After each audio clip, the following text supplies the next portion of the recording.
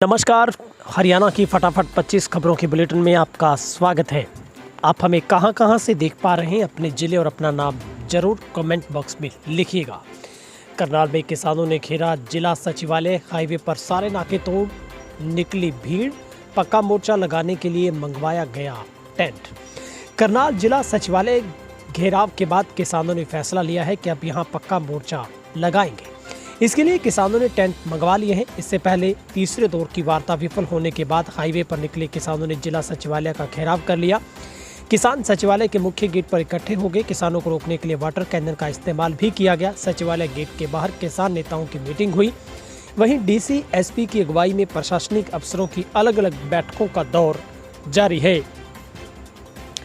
Police और paramilitary force भी मौजूद रही। इससे पहले घेराव को निकले किसानों ने रास्ते में आए सभी नाके हटाते हुए आगे बढ़े। वहीं पुलिस ने हिरासत में लिए गए किसानों को भी छोड़ दिया है। करनाल आईजी का ट्वीट, रंबा नीसिंग और आसपास के क्षेत्रों से जेली लाठियों में लोहे की राड लेकर अनाज मंडी पहुंचे हैं लोग।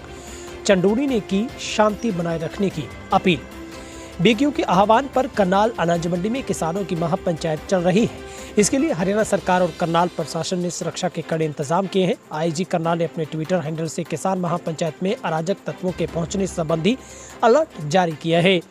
आईजी करनाल के अनुसार जिले के रंबा, नीसिंग और आसपास के अन्य एरिया से बहुत से लोग लाठियां, जेली व लोहे की रोड आदि से लैस होकर अनाज मंडी में पहुंच गए हैं। किसान महापंचायत के संदर्भ में लोगों की ओर से ऐसा करना किसी अच्छी बात को नहीं दर्शा रहा। ट्वीट में आईजी ने इंटेलिजेंस की रिपोर्ट का हवाला दिया। ट्वीट के बाद पुलिस और सुरक्षा एजेंसियां अलर्ट हो गई हैं। पहले चंदूरी ने की अध्यक्षता, बाद में संयुक्त किसान मोर्चा ने संभाली कमान। बीकेयू के झंडे लेकर ट्रैक्टरों, बसों में अनाज मंडी पहुंचे लोग। भारतीय किसान यूनियन के आह्वान पर करनाल अनाज मंडी में किसानों की महापंचायत हुई। हजारों की संख्या में किसान महापंचायत में शामिल होने पहुंचे। रात में ही किसानों का आगमन होने लगा था। सुबह होते होते किसानों की संख्या बढ़ गई। करीब 10 बजे किसान नेता गुरनाम सिंह चंदूरी महापंचायत को संबोधित करने पहुंचे। किसान हाथों में बीकेयू के झंडे लेकर ट्रैक्टरों और बसों में सवार होकर आए। देश भर से किसान इस महापंचायत में जुटे हैं। वहीं महापंचायत में अराजक तत्वों के शामिल होने का अलर्ट किया हुआ है। महिलाओं की सुरक्षा में रेवाड़ी पुलिस का एक और कदम, जिले के 8 थानों में हेल्प डेस्क किए गए शुरू। महिलाओं के खिलाफ हो रहे अपराध पर नकेल कसने के लिए रेवाड़ी जिले की पुलिस ने एक नई पहल की है। इसी के तहत जिले के 8 थानों में मंगलवार को महिला हेल्प डेस्क शुरू किया गया है। इन सभी थानों में महिलाओं की सुविधा के अलग अलग मोबाइल नंबर जारी किए गए। साथ ही डीएसपी हेडक्वार्टर नोडल अफसर की भूमिका भी काम करेगी, जहां पर एसपी अभिषेक जोरवार ने बताया है कि थाना सदर, बावल, कसोला, रामपुरा, कोसली, खेल सेक्टर 6, दारूखेड़ा व थाना रोहडाई में महिला डेस्क शुरू किए गए हैं। 7 साल की बच्ची के हाथ पैर बांधकर गैंग रेप। हिसार जिले के नारनौंद एरिया में हैरान कर देने वाली घटना सामने आई है। नारनौंद के पास लगते एक गांव में 7 साल की बच्ची के हाथ पैर बांधकर 3 लोगों द्वारा गैंग रेप किया गया है। हैरानी की बात यह है कि वारदात को अंजाम देने वाले तीनों आरोपी भी नाबालिग हैं। उनकी उम्र 16, 15 व 14 साल है। इसमें 2 आरोपी सगे भाई हैं, तीसरा उनका चचेरा भाई है। तीनों ही आरोपी पीड़िता बच्ची के नाते में चाचा लगते हैं। बच्ची को गंभीर अवस्था में शहर के एक निजी हॉस्पिटल में भर्ती करवाया गया। इलाज चल रहा है। पुलिस ने पीड़ित बच्ची की मां के बयानों के आधार पर कार्रवाई शुरू की है। किसान महापंचायत के दिन सुननी रही करनाल की सड़कें। मुख्यमंत्री के कार्यक्रम के दौरान हुए लाठीचार्ज के विरोध में प्रदर्शन के दौरान मंगलवार को करनाल का चप्पा चप्पा पुलिस छावनी में तब्दील हो गया। शहर के बाजार, खासकर अनाज मंडी, लघु सचिवालय के आसपास माहौल सुनसान रहा। वहीं शहर के बाकी इलाकों में जोरदार तरीके से दुकानों के शटर नीचे रहे और चौक चौराहों पर पुलिस बल के अलावा बैरिकेडिंग ही नजर आई। इस दौरान आम लोगों को भारी परेशानी का सामना करना पड़ा। दिल्ली जयपुर हाईवे पर रेवाड़ी में बनेगा फ्लाईओवर। रेवाड़ी के दिल्ली जयपुर हाईवे पर बावल चौक फ्लाईओवर का टेंडर जल्दी फाइनल होने जा रहा है। 15 सितंबर को बावल चौक में मसानी बैराज पर जयपुर की ओर से 2 लाइनों बनाने का टेंडर खोल दिया जाएगा। मसानी ब्रिज पर 2 लाइनें अतिरिक्त बनने के बाद जयपुर की तरफ से आने वाले वाहनों के कारण लगने वाले जाम से लोगों को निजात मिलेगी। केंद्रीय मंत्री राव इंद्रजीत सिंह ने जानकारी देते हुए बताया कि बावल चौक, जिनको बनीपुर चौक भी कहा जाता है, इसका टेंडर लगा दिया गया है। 15 सितंबर को टेंडर ओपन होने जा रहा है। राव ने कहा कि इस समस्या को लेकर लगातार केंद्रीय सड़क परिवहन मंत्री गडकरी के संपर्क में थे। हिसार पुलिस ने पौने घंटे में सुलझाया लूट का ड्रामा। हिसार में मंगलवार दोपहर एक अजीब मामला सामने आया। अचानक 773 ग्राम सोने की लूट की वारदात की सूचना पर पुलिस मौके पर पहुंची, जांच पड़ताल में जुट गई।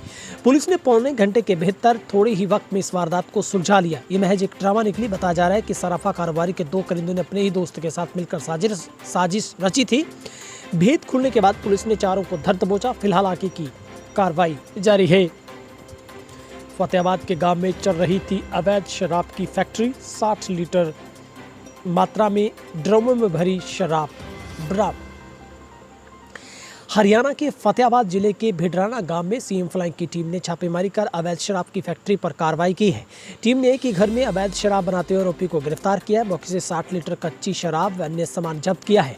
भिडराना वासी प्रेम कुमार अपने ही घर में एक ड्रम व अन्य सामान का जुगाड़ कर अवैध रूप से शराब तैयार करने में जुटा था। हाईकोर्ट पहुंचा हरियाणा का जेबीटी भर्ती घोटाला। 60 शिक्षकों के खिलाफ एफआईआर करने के आदेश पर रोक।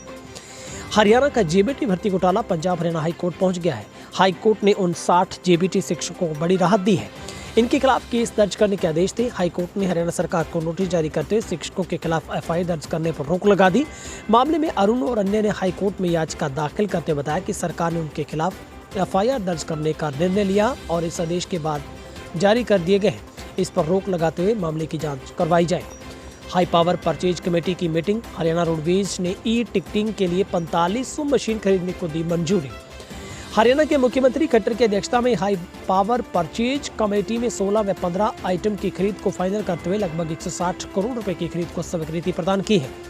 बैठक में बिजली मंत्री सहित कृषि मंत्री व परिवहन मंत्री मौजूद रहे, जहां पर हरियाणा रोडवेज में ई टिकटिंग के प्ले वे स्कूलों के फर्नीचर एवं वाटर प्यूरिफायर के बड़े प्रोजेक्ट शामिल हैं। इसके अलावा बैठक में बिजली निगमों के भी कई आइटम की खरीद को मंजूरी प्रदान की गई है। हरियाणा में बीजेपी तानाशाही शासन चलाना चाहती है, अभय चौटाला का तंज।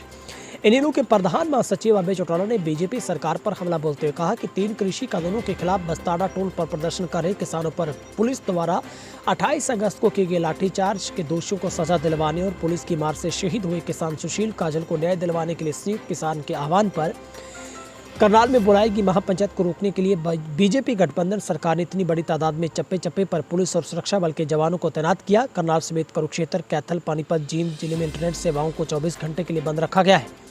रेत से भरे ट्रकों को आड़ा कर रास्ते ब्लॉक कर दिए गए। धारा 144 लगाकर शहर में एंट्री बैन कर करनाल को कश्मीर बना दिया गया है। 11 सितंबर तक कैसे रहेगा आपके राज्य का मौसम का हाल, आईएमडी ने जारी किया येलो अलर्ट। देश के कई राज्यों में हर दिन मौसम का मिजाज बदल रहा है। दिसंबर के महीने में बारिश और रात को हल्की ठंड का एहसास होने लगा है। मौसम विभाग ने 9 सितंबर को लेकर 11 सितंबर तक बारिश का अलर्ट जारी किया है। भारी बारिश की संभावना को देखते हुए येलो अलर्ट दिल्ली में जारी कर दिया गया है।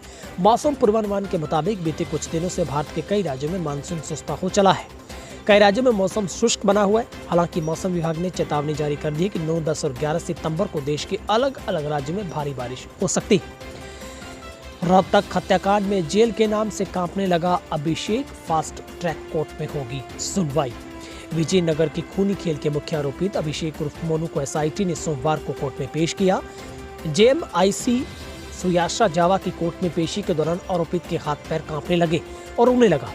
कोर्ट में पेशी के दौरान अधिवक्ता मोहित वर्मा, करण नारंग भी आरोपित की तरफ से पैरवी के लिए पेश हुए, वकालतनामा दिया है। इस दौरान आरोपित ने अधिवक्ता के समक्ष कहा कि उसे बचा लो, उसने ऐसा कुछ नहीं किया, उसे फंसाया गया। वह रोने लगा और बोला कि उसे जेल नहीं जाना। करनाल महापंचायत के समर्थन में जींद में जाम, नंगूरा, अलेवा, कंडेला में सड़कों पर उतरे आंदोलनकारी। करनाल में किसान आंदोलन के चलते मंगलवार को जींद में आंदोलनकारियों ने जाम लगा दिया। शाम करीब 5 बजे अलेवा नंगूरा बस अड्डे पर किसानों ने 5 बजे नंगूरा में जींद चंडीगढ़ मार्ग व 5:30 बजे अलेवा मेन चौक पर जींद असंध मार्ग पर जाम लगा दिया।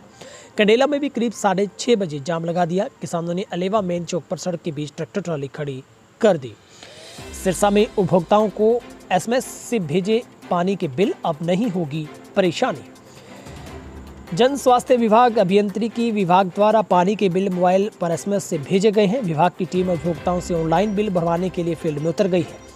विभाग की टीम उपभोक्ताओं को ऑनलाइन पानी के बिल भरने के लिए जागरूक कर रही है। विभाग द्वारा पानी का बिल 32 करोड़ रुपए बकाया पड़ा हुआ है। जिले में 101.87 लाख उपभोक्ता है। हरियाणा ने नई विधानसभा के लिए केंद्र से मांगी 10 एकड़ भूमि, सीएम ने गृह मंत्री को लिखा खत। हरियाणा विधानसभा अध्यक्ष ज्ञानचंद गुप्ता द्वारा विधानसभा के नए भवन के शुरू किए गए प्रयासों को मुख्यमंत्री खट्टर ने गति प्रदान कर दी है। मुख्यमंत्री ने केंद्रीय गृह मंत्री अमित शाह को पत्र लिखकर हरियाणा के नए विधानसभा भवन के लिए चंडीगढ़ प्रशासन से जगह दिलवाने का आग्रह किया है। हरियाणा में होगा तीसरा सीरो सर्वे, लोगों को ताकत व खुद की तैयारी जांचेगा स्वास्थ्य विभाग। कोरोना की तीसरी लहर का पूरे दमखम के साथ मुकाबला करने को तैयार हरियाणा सरकार ने राज्य में तीसरा सीरो सर्वे आरंभ कर दिया है। ये सीरो सर्वे 2 सप्ताह तक चलेगा, जिसमें 36,000 लोगों को कवर करते हुए ये चेक किया जाएगा कि हमारे प्रदेश के लोगों की कोरोना की तीसरी लहर को झेलने के लिए कितनी तैयारी है। हरियाणा को जल्द मिलेगी ई-टिकटिंग की सौगात, यात्रियों की संख्या की होगी विभाग को जानकारी। हरियाणा के परिवहन मंत्री मूलचंद शर्मा ने कहा है कि यात्रियों को सुविधा और रोडवेज के सिस्टम को पारदर्शी बनाने के लिए सरकार जल्द ही ई-टिकटिंग सुविधा शुरू करेगी, जिसमें आज की हुई इस मीटिंग में हाई पावर परचेज कमेटी की बैठक में 4500 ई-टिकटिंग मशीन खरीदने का फैसला लिया गया। जेपी दलाल का तंज, चडोनी से प्रार्थना करता हूं, हरियाणा पर रहम करो, भोले वाले किसानों पर रहम करो। हरियाणा के कृषि मंत्री जेपी दलाल ने बातचीत के दौरान एक और जहां तथाकथित किसानों के तथाकथित नेताओं पर तीखी टिप्पणी की, वहीं पर प्रदेश के भोले भाले किसानों से अपील की है कि उनके द्वारा प्रदेश में किसी प्रकार की अव्यवस्था फैलाने से प्रदेश के लोगों की समस्याओं का सामना करना पड़ता है, कृपया ऐसा ना करें। उन्होंने कहा कि लाठीचार्ज की घटनाएं तो पंजाब में भी हुई थी, जत्थेदार भी सारे पंजाब के हैं, कानून पार्लियामेंट में बने, केंद्र में बनाए, लेकिन ये लोग फिर भी केंद्र बिंदु हरियाणा को क्यों बनाना चाहते हैं। वेतन न मिलने से परेशान नगर निगम कर्मचारियों ने किया कमिश्नर के निवास का घेराव। फरीदाबाद नगर निगम के कर्मचारी ने वेतन न मिलने से परेशान होकर आज नगर निगम कमिश्नर के निवास का घेराव किया। कर्मचारियों का आरोप है कि पिछले 2 माह से उनका वेतन नहीं मिल रहा।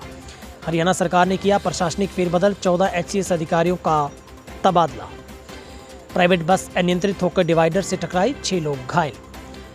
अंबाला की नजदीक नेशनल हाईवे पर स्वर्ण जयंती द्वार के पास प्राइवेट बस अनियंत्रित होकर डिवाइडर से टकरा गई, जिसमें 6 लोग घायल हो गए। बताया जा रहा है कि बस तकनीकी खराबी होने के चलते ओवर कंट्रोल हो गई, जिसके चलते बस डिवाइडर पर जा टकराई, जिसके चलते बस का अगला हिस्सा दुर्घटनाग्रस्त हो गया। इस घटना में स्वर्ण जयंती द्वार के पास बने शेर का भी थोड़ा हिस्सा टूट गया है। बस में सवार घायल सवारियों का कहने कि बस में तकनीकी खराबी होने की वजह से ये हादसा हुआ है। फिलहाल टॉप 25 खबरों के बुलेटिन में इतना ही। आपसे गुजारिश, इस वीडियो को शेयर जरूर किया करें। आपको बुलेटिन कैसा लगता है कमेंट बॉक्स में जाकर अपनी राय जरूर रखें। आपका दिन शुभ रहे। शुक्रिया।